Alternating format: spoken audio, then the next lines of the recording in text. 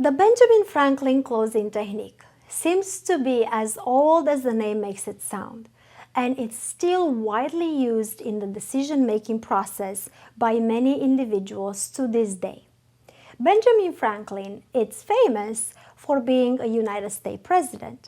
However, beyond that, he helped teach the American masses about money management.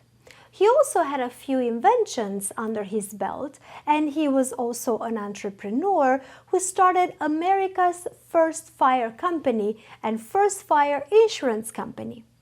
And through all this, as a politician, but also in his personal life, he identified himself as a salesperson, continuing even to this day, of course indirectly, to influence the selling minds with his ideas.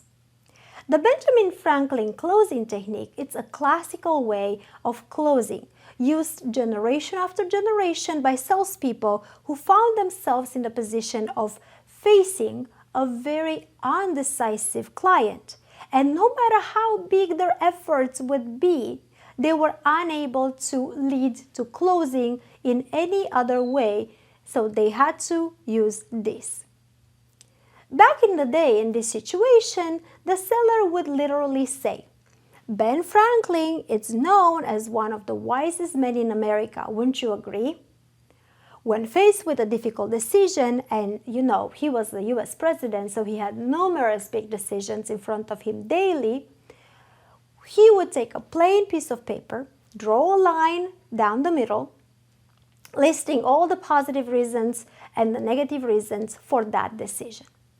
In his wiseness, Ben Franklin knew that by listing all of the positive elements on one side and the negative elements on the other side, his decision would become so much clearer because it's right there in front of them on the paper. Wouldn't you agree?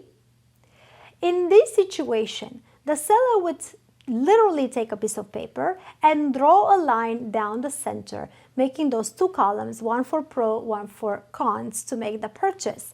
And on the column, on the column with pros, they will encourage the client, the prospect, to remember from their conversation and to dictate him all the positive aspects, recalling all the good things that were mentioned about buying that product. Then they would say, okay, let's list now the negatives.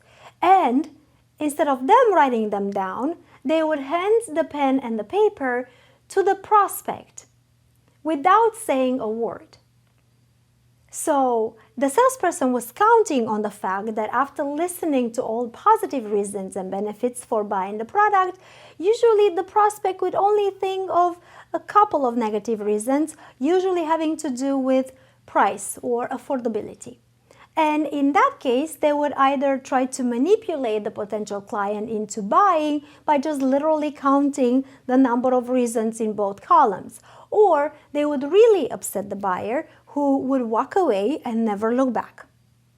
That is not to say that the balance sheet, called the same as the Ben Franklin technique, it's the balance sheet because you put everything in balance, cannot still be used and be a powerful tool when it's formulated and strategized in a more modern, intelligent way that's not going to insult anybody.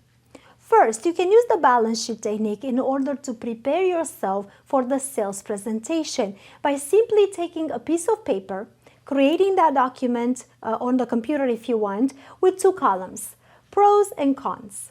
In the preparation stage of the positive side, you can list the prospect's needs and wants and the questions that you will ask them. The benefits of the purchase of those products you have to sell, and a couple of personal points that you have in common to discuss, as long as you can list what you believe it makes them buy. On the other column, you can make a list of the reasons why you think they will not buy, together with your responses to those possible objections. This way, now you are prepared for a prospecting interaction. A good way would be to do a general balance sheet with pros and cons for each particular package or product that you have to offer, to create a template and then to personalize it for each client. Second, you can use this technique to get your prospective client off the fence. Because, as we've said before, the worst thing in sales, it's not necessarily hearing no, but it's hearing I don't know, having that client that's undecisive. And in that case, you want to find out the objections and what holds them back, so you can respond to those objections and turn them into a closed sale.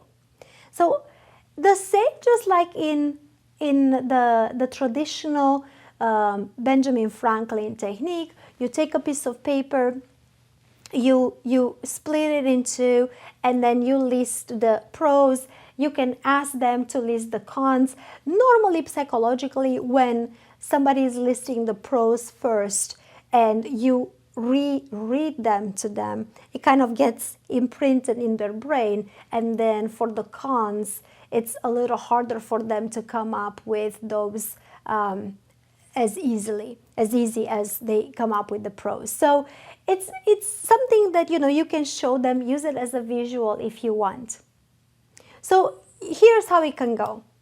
From our conversation so far, you've said that the treadmill will help you save time on your workout routine. You also said that it's convenient because it's at home. It also saves you money on gym membership. And you mentioned that by using this machine at home, you can be closer to the family, and that you like investing in a warranty cover, long-lasting piece of equipment. Also, we talked about the size and the color of the machine fitting very well with your workout room decor, as well as the fact that you love having a Bluetooth connection available on the treadmill to listen to your music, and you also love the HD screen that comes with it, so you can watch your favorite shows while you're working out. So you list those benefits, right? And you can continue. At the same time, you also like the fact that it can be delivered within a week, and we found a day that matches your schedule best. All the benefits. Am I missing something? You can go ahead and ask. Or you can ask, can you think of anything else? In response, the potential client will eventually say, no, I think that's all. At which point, you read that list again with the pro reasons. Once this is done, you can say, okay, now please fill out the other side, or we can fill out it together, however you want. If you ask them to fill it out themselves, that's the specific traditional strategy in which you, as a salesperson, would not write down the negatives like you did with the positive reasons, but instead you will ask them to do it, because you want to let the prospect feel free to list all the objections and negative reasons for making that purchase. And this way, you finally get to the point of the objections. And once you have an objection, now you can turn it around and find a way to sell that product. This is the strategic difference between the classical Benjamin Franklin close and the modern balance sheet close turned Benjamin Franklin in the modern way, with the main purpose being to switch the prospect from I don't know to the point where they reveal the true reasons that hold them back. Once you have the clarity of those true objections, now you can decide in which direction you want to go in order to close the sale. So you can see that the purpose for the way we use the balance sheet or the Benjamin Franklin technique in the modern way, it's different. There are two purposes, either for preparing, you put the pros versus the cons in the preparation stages, or for closing the sale, but that's not necessarily to close, and definitely is not to manipulate them into, or to force them into buying, because there are less negative reasons, less reasons to buy than reasons, less reasons to not buy than reasons to buy. So we're not using it that way it's outdated. That way it's going to make your clients run away from you like there's no tomorrow. People these days do not put up with that anymore. But you are using it just to get them off the fence, and just when you have those undecisive clients. But you are doing it specifically with the purpose to discover their true objections. Not to force them into a sale, not to manipulate them into anything, but just to discover those objections. And once you discover them, now you can address them. I hope that makes sense, okay? So I'll see you in the next lecture.